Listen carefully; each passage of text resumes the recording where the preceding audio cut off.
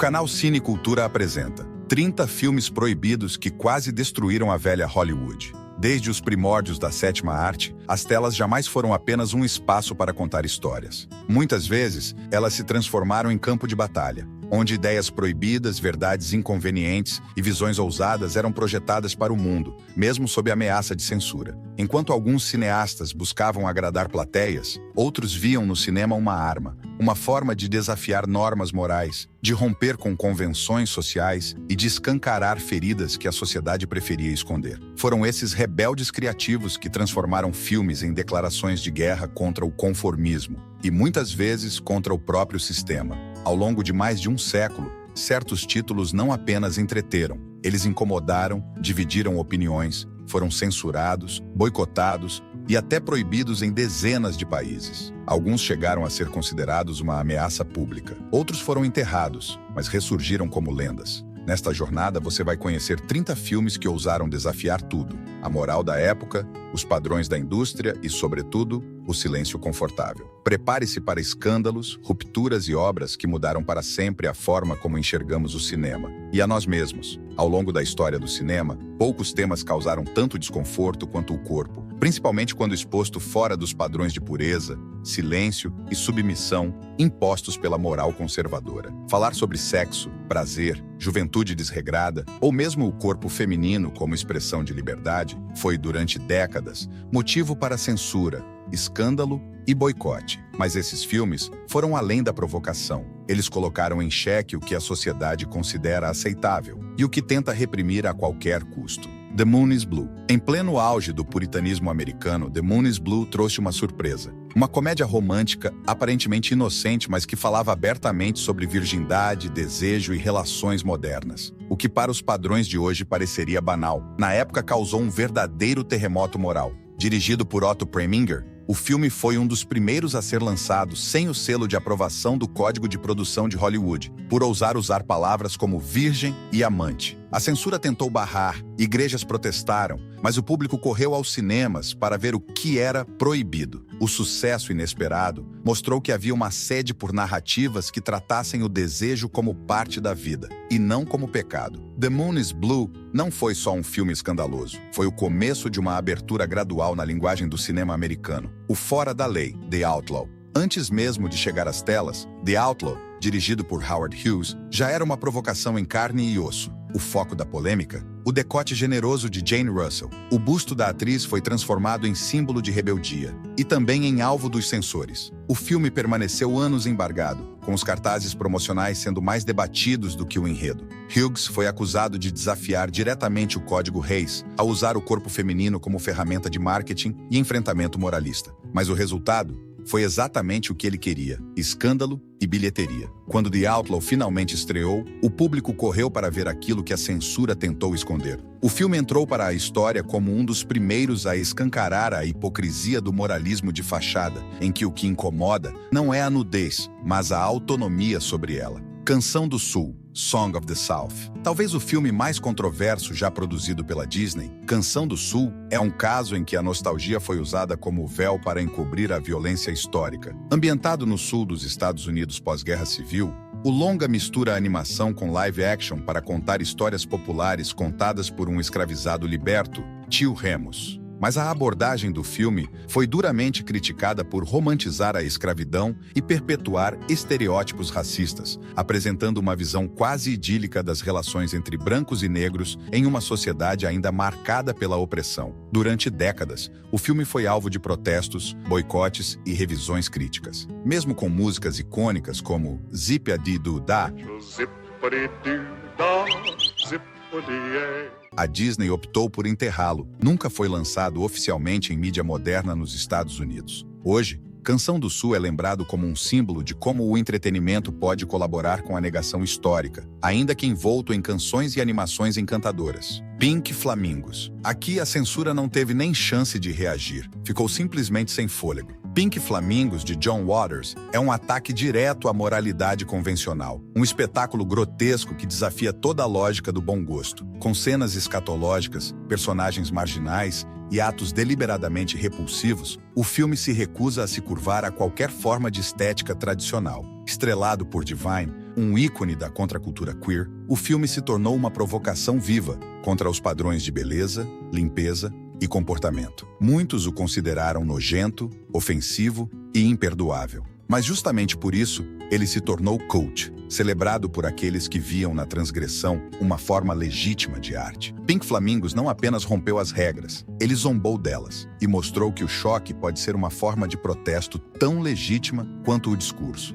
I Spit on Your Grave. Também conhecido como Day of the Woman, esse filme dividiu o público como poucos. A trama é simples e brutal. Uma jovem escritora é sequestrada, violentada e deixada para morrer. Mas ela sobrevive e decide se vingar, uma por uma, das figuras que destruíram sua vida. O conteúdo de I Spit on Your Grave é extremamente gráfico. As cenas de estupro são longas, incômodas e quase insuportáveis. Muitos acusaram o filme de ser exploração barata da violência sexual, um entretenimento repulsivo mascarado de denúncia. Por outro lado, há quem o veja como uma narrativa radical de empoderamento feminino diante da barbárie, um grito de revolta diante do silêncio que sempre cercou as vítimas. Ainda hoje, a obra levanta discussões éticas intensas sobre representação, trauma e justiça. E talvez esse seja seu papel, não o de agradar, mas o de provocar debate. Kids. Ao retratar um grupo de adolescentes nova-iorquinos em meio a sexo, drogas, violência e negligência, Kids lançou um espelho sem filtros para a geração dos anos 90. Filmado com estética documental e elenco formado por não atores, o longa causou comoção por onde passou. O que mais chocava não era o excesso, mas a naturalidade.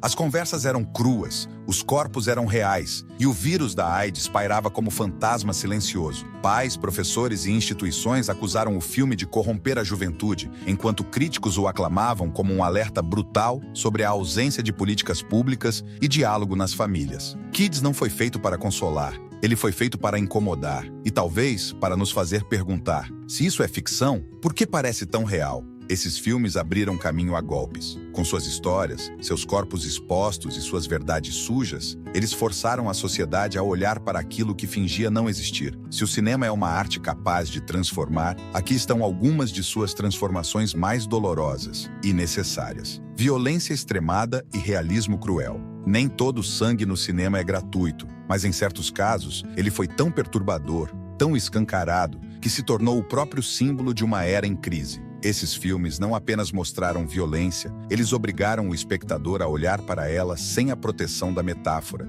sem filtro, sem cortes. Foram obras que trouxeram à tona o lado mais brutal da condição humana. E por isso, foram censuradas, banidas e temidas, mas também reverenciadas como arte extrema. Scarface. Antes de Al Pacino virar lenda no remake de 1983, a versão original de Scarface, dirigida por Howard Hawks, já incendiava as telas. Lançado em plena era da lei seca e do crime organizado, o filme retratava a ascensão e queda de um gangster sem escrúpulos, inspirado em figuras reais como Al Capone. O que chocou a sociedade da época não foi apenas o personagem central, foi a violência explícita, apresentada com um grau de realismo que o cinema ainda não havia ousado explorar. Tiros, assassinatos brutais e a glamourização do crime criaram pânico moral. Scarface foi acusado de glorificar o banditismo, incitar a juventude e desafiar a autoridade. A resposta foi dura. Censura em diversos estados, exigência de cortes e até mudanças no final. Mas a verdade é que o filme antecipava um dilema que o cinema carregaria por décadas: o fascínio pela brutalidade e a tênue linha entre denúncia e exaltação. The Wild Bunch. Quando Sam Peckinpah lançou The Wild Bunch, ele não estava apenas reinventando o faroeste, estava explodindo suas convenções. O filme, centrado em um grupo de foras da lei, envelhecidos que tentam um último golpe, inverteu tudo o que o público esperava de um western. Os heróis eram cínicos, falhos, e a violência não era um duelo limpo ao pôr do sol, era um massacre sem romantismo. A famosa sequência final, em câmera lenta, virou o marco do cinema. Cada tiro parecia um soco, cada explosão, um grito. Peckinpah queria que a violência incomodasse, e conseguiu. O filme foi chamado de sádico e desnecessariamente gráfico, mas também recebeu aplausos por trazer realismo ao gênero. The Wild Bunch abriu espaço para filmes que não disfarçavam a dor. Mostrou que em tempos sombrios, até os cowboys sangram. O Último Trem para o Inferno, The Last House on the Left. A estreia de Wes Craven no cinema já dizia a que veio. The Last House on the Left é uma obra de vingança e horror que se recusa a suavizar qualquer coisa. A história acompanha duas adolescentes sequestradas e brutalizadas por um grupo de criminosos. Quando os pais de uma delas descobrem o que aconteceu, a vingança é tão chocante quanto o crime. O filme foi visto como perturbador demais para os padrões da época. Sua representação gráfica de estupro, tortura e assassinato gerou revolta. Censores exigiram cortes pesados e ele foi proibido em países como o Reino Unido e a Austrália. Apesar disso, ou talvez por causa disso, O Último Trem para o Inferno se tornou referência no gênero do terror. Foi rotulado de exploração barata por uns e de comentário social brutal por outros. Mas uma coisa é certa, ele não deixou ninguém indiferente. Maniac. Nova York nunca pareceu tão sufocante e doentia quanto em Maniac. Dirigido por William Lustig, o filme acompanha um serial killer perturbado que caça mulheres pelas ruas da cidade. Cada assassinato é mostrado com detalhes brutais, sem cortes ou censura emocional. A atuação de Joe Spinell, que também escreveu o roteiro, mergulha o público na mente distorcida do assassino. Mas o que realmente causou furor foi o nível extremo de violência visual, que fez com que o filme fosse banido em vários países por décadas. Maniac não tenta justificar seu personagem, ele apenas mostra, e o que mostra é grotesco. Os críticos se dividiram. Uns chamaram de lixo sensacionalista, outros de estudo psicológico perturbador. Hoje, é cultuado por fãs de terror que o veem como uma obra crua, intransigente e inesquecível. Henry, retrato de um assassino em série. Poucos filmes foram tão secos, tão brutais e tão assustadoramente realistas quanto Henry, retrato de um assassino em série. Dirigido por John McNaughton e inspirado nas confissões do verdadeiro assassino Henry Lee Lucas, o longa é uma aula de desconforto. Sem trilha sonora dramática, sem filtros estilísticos, o filme coloca a câmera diante do mal em estado puro. O espectador não recebe catarse, apenas o cotidiano da psicopatia. E é justamente isso que o torna tão poderoso e tão perturbador. Henry foi recusado por distribuidoras, rotulado como sem mercado, e sofreu para ser lançado. Mas quem assistiu nunca esqueceu. O filme se tornou um marco na representação realista da violência no cinema. E um lembrete de que, às vezes, o verdadeiro horror não grita, ele sussurra. Esses filmes nos lembram de que o cinema, quando mergulha no lado mais sombrio da humanidade, não o faz para entreter, mas para escancarar. Eles foram censurados, temidos e evitados por muitos. Mas sobreviveram porque ousaram mostrar aquilo que ninguém queria ver: sátira, fé e a ira dos devotos. Quando o cinema decidiu mirar nas instituições religiosas e nos símbolos do sagrado, a reação foi imediata e muitas vezes explosiva. Alguns filmes desafiaram dogmas milenares, retrataram figuras santas com humanidade e colocaram em xeque a hipocrisia de líderes espirituais. O que para muitos foi uma forma legítima de arte crítica, para outros foi considerado blasfêmia, heresia e profanação. O resultado? Protestos, censuras, proibições e, inevitavelmente, o nascimento de clássicos inapagáveis. Grande Ditador. Em uma época em que o mundo ainda hesitava em enfrentar o nazismo, Charlie Chaplin fez o impensável.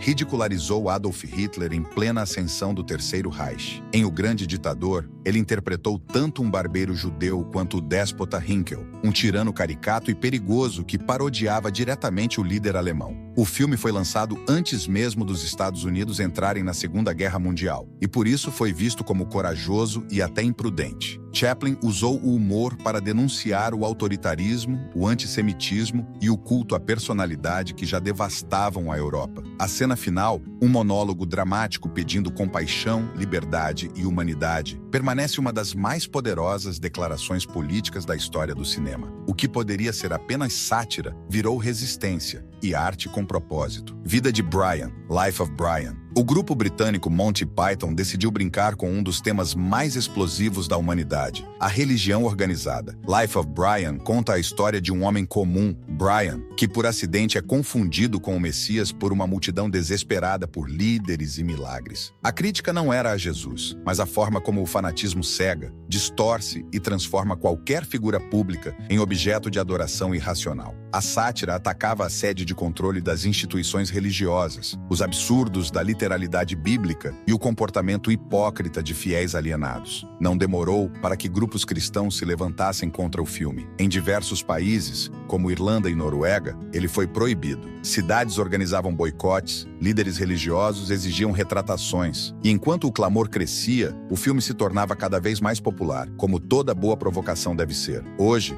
Life of Brian é reconhecido como uma das maiores sátiras religiosas do cinema, lembrando que rir da fé alheia não é pecado, mas pode ser uma forma poderosa de reflexão. A última tentação de Cristo, se Jesus fosse retratado não como um ser divino imaculado, mas como um homem cheio de dúvidas, angústias e desejos, o que aconteceria? Martin Scorsese respondeu essa pergunta, e o mundo religioso explodiu. Baseado no romance de Nikos Kazantzakis, A Última Tentação de Cristo mostra o lado humano do Messias. Nele, Cristo é tentado por uma vida comum, com esposa, filhos e uma existência pacífica. Não se trata de negar sua missão divina, mas de mostrar o conflito interno entre o homem e o enviado. A reação foi intensa. Igrejas protestaram, cinemas foram alvo de vandalismo, países como Singapura e Filipinas proibiram a exibição. Muitos nem viram o filme, apenas condenaram. Scorsese, que é católico, sofreu ameaças de morte. Apesar da tempestade, o filme foi aclamado pela crítica por sua abordagem ousada e pela performance intensa de Willem Dafoe. Com o tempo, tornou-se uma referência de como a arte pode e deve questionar até mesmo as imagens mais sagradas.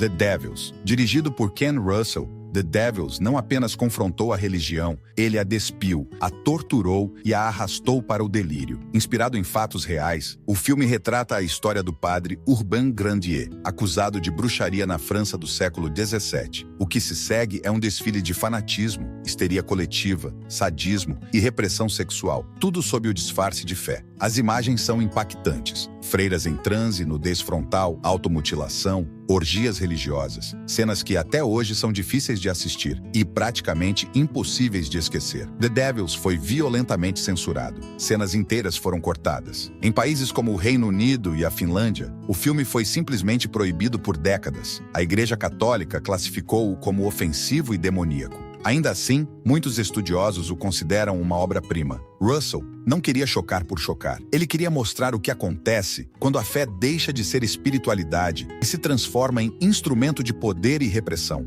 Esses 4 filmes tocaram em um nervo exposto da humanidade, a fé. Mas em vez de atacá-la gratuitamente, cada um lançou uma pergunta importante. O que acontece quando a religião deixa de ser crença e passa a ser controle? Quando o sagrado vira espetáculo? Quando o medo do inferno é usado para manipular? Entre sátira, crítica e provocação, essas obras provaram que desafiar o divino no cinema nunca foi fácil, mas sempre foi necessário. Poder, mídia e corrupção social. O cinema, em sua forma mais corajosa, também serve como espelho do poder. E em tempos de censura velada ou explícita, mirar nesse espelho pode ser perigoso. Quando diretores ousaram questionar os bastidores da imprensa, os efeitos da manipulação midiática e a transformação da violência em espetáculo, descobriram que bater de frente com os donos da narrativa não é tarefa fácil. Ainda assim, alguns filmes o fizeram e deixaram marcas profundas, tanto na arte quanto na sociedade. Cidadão Kane, em 1941, um jovem de apenas 25 anos, chamado Orson Welles, criou o que muitos consideram o maior filme da história do cinema. Mas Cidadão Kane não chegou ao topo sem pisar em terreno perigoso. A história, centrada na vida de Charles Foster Kane, um magnata da imprensa obcecado por poder e controle, era uma crítica direta ao real magnata William Randolph Hearst, dono de uma das maiores redes de jornais do mundo. Welles ousou expor, em plena Hollywood da década de 40, a forma como a mídia podia moldar verdades, fabricar reputações e distorcer a realidade. O personagem Kane era um retrato disfarçado de Hearst, e o próprio Hearst percebeu isso imediatamente. A reação foi implacável. O filme foi boicotado, campanhas de difamação contra Welles foram lançadas e vários jornais se recusaram a anunciar ou sequer mencionar o longa. Alguns cinemas se negaram a exibi-lo. Foi uma tentativa clara de silenciamento institucional,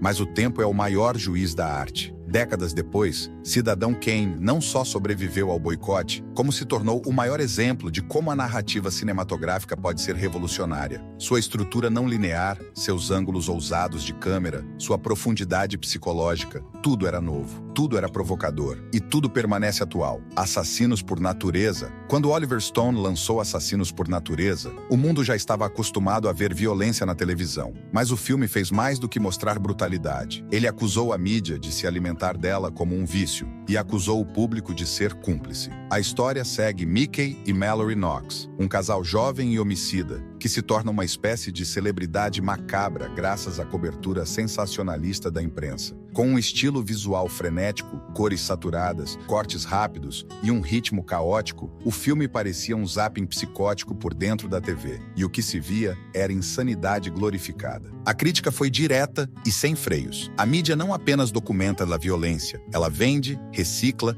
e glamoriza o horror em nome da audiência. A população, por sua vez, consome tudo com prazer. A resposta foi imediata. O filme foi acusado de incentivar comportamentos violentos e chegou a ser associado a crimes reais cometidos por jovens que teriam se inspirado em suas cenas. O debate sobre a responsabilidade artística ganhou força e Stone teve que se defender publicamente inúmeras vezes. Mas o que Assassinos por Natureza fez, na verdade, foi colocar o dedo em uma ferida cultural, a banalização do sangue e a fabricação de ídolos monstruosos pela própria sociedade. Um espelho incômodo demais, mas impossível de ignorar. 2 filmes, 2 décadas, uma mesma coragem. Enfrentar quem controla as versões oficiais da verdade. Enquanto um desafiou diretamente os donos da imprensa e quase foi apagado da história, o outro mostrou como a mídia transformou o horror em entretenimento e apontou para a nossa sede de ver e julgar. Essas obras não apenas denunciaram a corrupção do discurso público, elas provaram que o cinema, mesmo diante do poder, pode ser mais poderoso ainda.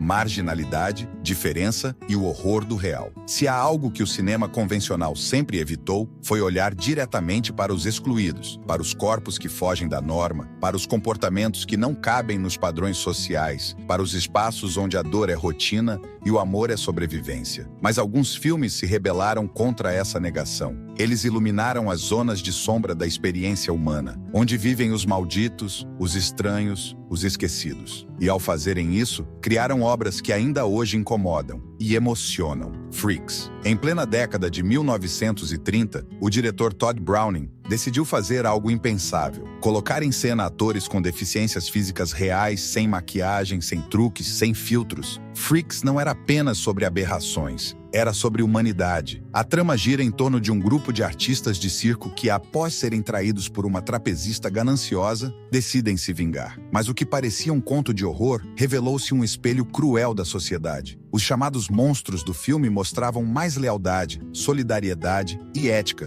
do que os personagens normais. O público da época reagiu com repulsa. Algumas sessões terminaram com desmaios, protestos e pedidos de banimento. Estúdios repudiaram o filme e ele ficou enterrado por décadas. Só muito depois, Freaks foi resgatado como um clássico, um filme que ousou questionar o que realmente significa ser normal e que denunciou com brutal clareza a intolerância disfarçada de civilização. Straw Dogs. David, um matemático reservado, se muda com sua esposa para uma pequena vila no interior da Inglaterra em busca de paz. O que encontra é o oposto: hostilidade, tensão crescente e um ambiente pronto para explodir. Straw Dogs, de Sam Peckinpah, é um estudo visceral sobre a violência reprimida e sobre o que acontece quando um homem pacato é empurrado ao limite. O filme é lembrado por uma das cenas mais controversas do cinema: uma agressão sexual ambígua que gerou intensos debates sobre representação, consentimento e responsabilidade artística. A sequência é desconfortável e perturbadora, e propositalmente assim. Peckinpah queria expor os instintos mais primitivos escondidos sob o verniz da civilização. Muitos críticos acusaram o filme de ser misógino ou de glamorizar a brutalidade. Outros o defenderam como uma denúncia crua da natureza violenta do ser humano quando encurralado. Até hoje, Straw Dogs divide opiniões, e é justamente isso que o mantém vivo. Bonnie and Clyde. Eles eram jovens, armados e perigosos, mas também eram encantadores, apaixonados e, de alguma forma, trágicos. Bonnie and Clyde transformou 2 criminosos reais em ícones do cinema, retratando suas fugas, assaltos e execuções com uma mistura inédita de romantismo e violência gráfica. O público se apaixonou pelo casal interpretado por Faye Dunaway e Warren Beatty, mas a crítica se dividiu. Afinal, o filme estava glorificando criminosos ou apenas mostrando como a linha entre justiça e barbárie podia ser tênue? A violência, especialmente a cena final, com seus tiros coreografados e câmera lenta, era algo inédito. Bonnie e Clyde introduziu uma estética nova, a brutalidade estilizada. Não era apenas sangue, era arte. O filme marcou o nascimento da chamada Nova Hollywood, uma era em que os heróis eram anti-heróis e os vilões eram muitas vezes os próprios sistemas de poder. Ele quebrou a moldura moral do cinema policial e abriu caminho para tudo o que veio depois. Midnight Cowboy. Na Nova York suja, decadente e indiferente dos anos 60, dois homens solitários se encontram. Um é Joe Buck, um texano ingênuo que sonha em viver como um gigolô. O outro é Hatso Ritsu, um vigarista doente e miserável. Unidos pela necessidade e pela solidão, os dois formam uma das amizades mais humanas e dolorosas do cinema. Midnight Cowboy é cru, poético e implacável. Fala de prostituição masculina, miséria urbana, marginalização e afeto entre homens. Tudo isso numa época em que tais temas eram considerados tabu. O filme recebeu classificação X, equivalente a conteúdo adulto extremo, não por mostrar sexo explícito, mas por tratar com realismo brutal assuntos imorais. Mesmo assim, venceu o Oscar de melhor filme, quebrando todas as barreiras possíveis. A jornada de Joe e Hatsu é marcada por humilhações, pequenos gestos de ternura e um final devastador. Midnight Cowboy não tenta consolar, ele apenas observa, com honestidade brutal, o que acontece quando a cidade grande engole os que têm pouco ou nada. Nessa parte da nossa jornada, o cinema deixa de lado o glamour e entra em territórios desconfortáveis, mostrando o que a sociedade tenta esconder. Esses filmes incomodaram, sim, mas também abriram os olhos para realidades que precisavam ser vistas. Porque, às vezes, o horror verdadeiro não está nos monstros de ficção, mas nas formas como tratamos os diferentes, os pobres, os solitários. E o cinema, quando ousa mostrar isso, cumpre um dos seus papéis mais importantes: nos obrigar a ver o que preferimos ignorar. Filmes tão incômodos que pareciam reais. Alguns filmes não apenas simulam o horror, eles fazem o público acreditar que aquilo tudo realmente aconteceu. E quando isso acontece, a arte deixa de ser só espetáculo e se transforma em pânico, em investigação policial, em manchete de jornal. Nessas obras, o limite entre ficção e realidade foi deliberadamente borrado. Foram filmes que não só chocaram, eles assustaram de verdade, não por monstros ou fantasmas, mas por parecerem possíveis e, em alguns casos, perigosamente reais. Holocausto Canibal, dirigido pelo italiano Ruggero Deodato, é talvez o filme mais infame da história do cinema. Quando estreou, em 1980, causou pânico absoluto. O filme era apresentado como se fosse a montagem real das últimas filmagens feitas por uma equipe de documentaristas que desapareceu na selva amazônica. O estilo era sujo, tremido, visceral. O resultado? Muitos acreditaram que estavam assistindo a um verdadeiro snuff movie, um registro de assassinatos reais. E não foi apenas o público que pensou isso. Deodato foi preso sob acusação de homicídio e teve que provar na justiça que os atores estavam vivos. Apenas depois de levá-los ao tribunal é que foi inocentado, mas o estrago, ou o impacto, já estava feito. O que tornava o filme tão perturbador não era só a violência gráfica cometida por humanos contra humanos, mas também a crueldade real contra animais. Várias cenas envolvendo morte de tartarugas, macacos e outros animais foram filmadas sem efeitos especiais. Eram reais. Essa escolha extrema levantou questões éticas profundas. Até onde a arte pode ir para causar impacto? Existe um limite para o realismo no horror? Holocausto Canibal foi banido em dezenas de países. Em alguns, como a Noruega, permaneceu proibido por décadas. Mesmo assim, o filme ganhou status cult, não por glorificação, mas por ser um marco do cinema transgressor, que escancarou os perigos do voyeurismo, da exploração e da desumanização da violência na mídia. The Evil Dead. Se o Holocausto Canibal chocava pelo hiperrealismo, The Evil Dead, dirigido por um então desconhecido Sam Raimi, aterrorizava com criatividade crua e uma atmosfera sufocante. Tudo isso com um orçamento que mal cobria tinta falsa e sangue de xarope. A história é simples. Um grupo de jovens vai passar um fim de semana em uma cabana isolada e acaba liberando uma força demoníaca. O que se segue é um festival de possessões, mutilações e terror físico quase ininterrupto. O diferencial? A forma como isso era filmado. Raimi usou câmeras em movimento baixo, ângulos absurdos e cortes frenéticos para criar uma experiência que colocava o espectador dentro do inferno. O som, a edição, a maquiagem grotesca, tudo era sujo, artesanal e direto ao ponto. Apesar de ser um filme independente, The Evil Dead chamou a atenção imediata das autoridades. Em países como o Reino Unido, foi incluído na lista negra dos chamados video nasties, filmes acusados de serem perigosos para o público. Ele foi banido por excesso de horror visual, mas o que nasceu como terror barato virou referência. O filme deu origem a uma franquia cult, lançou a carreira de Bruce Campbell como ícone do gênero e inspirou diretores que buscavam fazer mais com menos. E, acima de tudo, fazer o público sentir medo com autenticidade. Nesses dois filmes, o horror não vinha de monstros clássicos ou de sustos previsíveis. Ele surgia da sensação de que aquilo podia ser real, de que o que estava na tela talvez não fosse uma encenação. E esse tipo de medo é o mais difícil de apagar da mente, porque uma vez que você começa a duvidar da ficção, tudo se torna possível. Tabus, desejos e o corpo no cinema.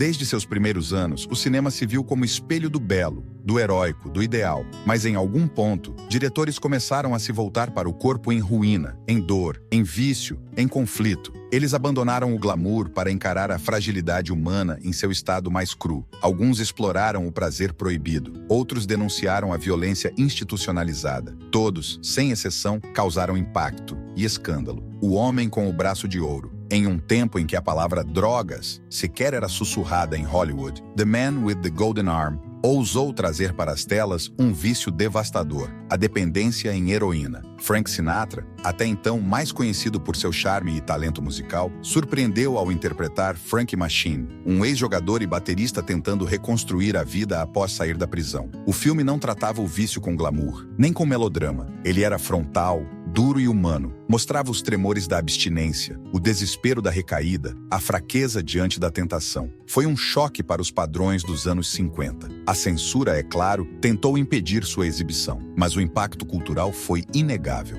O Homem com o Braço Dourado pavimentou o caminho para que o cinema começasse a tratar problemas sociais reais com seriedade, e não como tabus escondidos sob metáforas. Foi um dos primeiros gritos contra o silêncio que cercava o vício. Saló ou Os 120 Dias de Sodoma. Poucos filmes causaram tanto desconforto, rejeição e polêmica quanto Saló, de Pier Paolo Pasolini. Baseado na obra do Marquês de Sade e ambientado nos últimos dias do regime fascista na Itália, o filme retrata um grupo de jovens capturados por figuras de poder para serem torturados, violentados e degradados. Não se trata apenas de violência. Saló mostra o corpo sendo reduzido a objeto político, sexual e existencial. A dor aqui não é apenas física, mas simbólica, uma alegoria da destruição da dignidade humana pelo autoritarismo absoluto. O filme foi banido em vários países, proibido por décadas e atacado como pornografia extrema. Mas entre estudiosos, é visto como uma das obras mais corajosas e desesperadoras do cinema. Um filme que não busca catarse, nem redenção, apenas o abismo. Pasolini, assassinado meses depois do lançamento, deixou ali seu testamento. Saló é uma ferida aberta na história da arte, que poucos têm coragem de olhar diretamente, mas que carrega uma crítica feroz à obediência cega, ao prazer como dominação e à política do corpo. Dirty Harry. Quando Dirty Harry estreou, apresentou ao público uma nova espécie de herói, um policial que ignorava protocolos, desafiava ordens e fazia justiça com as próprias mãos. Interpretado por Clint Eastwood, o detetive Harry Callahan tornou-se um ícone da cultura pop e também um símbolo de divisão política. O filme mostrava uma São Francisco à beira do caos, onde a burocracia e os direitos civis pareciam proteger criminosos em vez de punir culpados. Harry surge como o homem disposto a atravessar a linha, com sua Magnum 44 e suas próprias regras. A crítica acusou o filme de ser fascista, de glorificar a violência policial e legitimar o vigilantismo. O público, no entanto, abraçou o personagem. O sucesso foi estrondoso e Dirty Harry gerou uma série de continuações, além de inspirar uma nova geração de filmes de ação com protagonistas implacáveis. No fundo, o filme não era apenas sobre crime, era sobre o medo de perder o controle e sobre o desejo silencioso da sociedade por alguém que eliminasse o mal sem piedade. Um desejo perigoso, mas real. Laranja Mecânica. Stanley Kubrick levou o cinema a um território onde poucos ousariam entrar. Em Laranja Mecânica, acompanhamos Alex DeLarge, um jovem carismático e brutal, que lidera um grupo de delinquentes em atos de violência, estupro e destruição. Tudo embalado por Beethoven e filmado com uma estética que é, ao mesmo tempo, repulsiva e hipnotizante. Mais do que um filme sobre o crime, Laranja Mecânica é uma meditação sombria sobre livre-arbítrio, controle estatal e a essência do mal. Quando Alex é capturado e submetido a um experimento que o condiciona a sentir repulsa pela violência, o público é confrontado com uma pergunta perturbadora. É melhor um homem mau que escolhe o mal ou um homem bom que não tem escolha? A polêmica foi imediata. Proibido em diversos países, o filme foi associado a crimes cometidos por jovens, o que levou Kubrick a retirar voluntariamente a obra de circulação no Reino Unido por quase 30 anos. Mesmo assim, ou justamente por isso, Laranja Mecânica se tornou um clássico.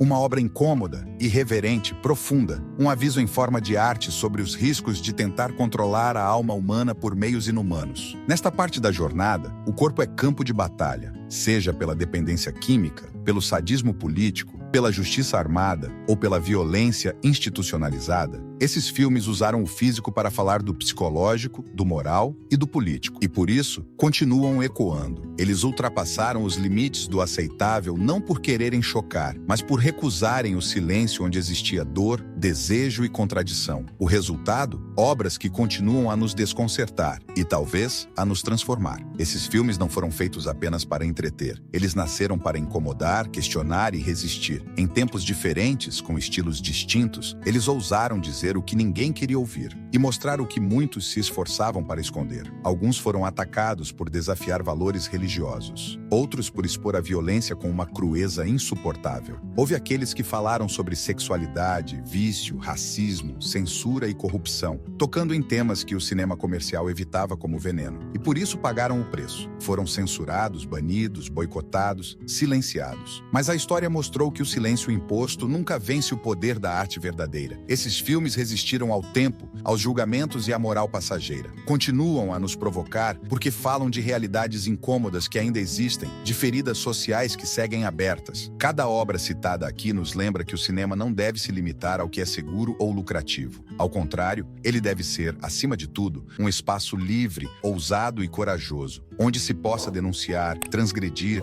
emocionar e, por que não, escandalizar. A verdadeira arte não pede licença. Ela entra, arrasta, grita. Ela não quer agradar, quer transformar.